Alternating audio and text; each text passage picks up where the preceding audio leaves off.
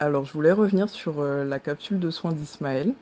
J'ai mis beaucoup de temps à faire ce témoignage parce que tout simplement, après avoir entendu la capsule, je me suis dit, mais waouh, j'avais l'impression que rien de ce que j'allais pouvoir dire n'était à la hauteur de ce que je venais d'entendre en fait. Et que ça n'allait pas, en quelque sorte, que ça n'allait pas lui rendre justice et que du coup, je trouvais pas mes mots.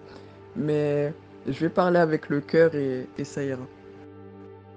Alors déjà, ce qui m'a impressionné, c'est que chaque clé donnée dans ce soin, on sent que ça vient du très haut. Tout ton être le ressent. La première fois que j'ai écouté la capsule de soins, je me suis retrouvée avec les larmes aux yeux parce que c'est comme si j'attendais ça depuis tellement longtemps, cette reconnexion profonde à moi-même, cette reconnexion à la lumière, cette reconnexion au divin. Et ce, peu importe les croyances dans lesquelles vous êtes, n'importe qui peut faire cette capsule.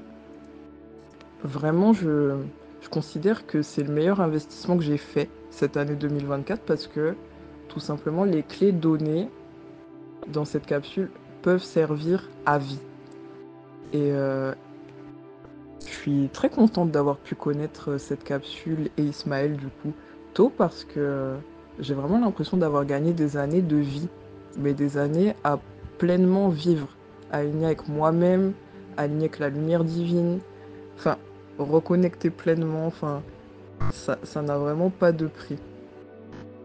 Je vois vraiment cette capsule comme un gros nettoyage cellule par cellule, et comme si on fait table rase du passé et qu'on le transmute selon le meilleur.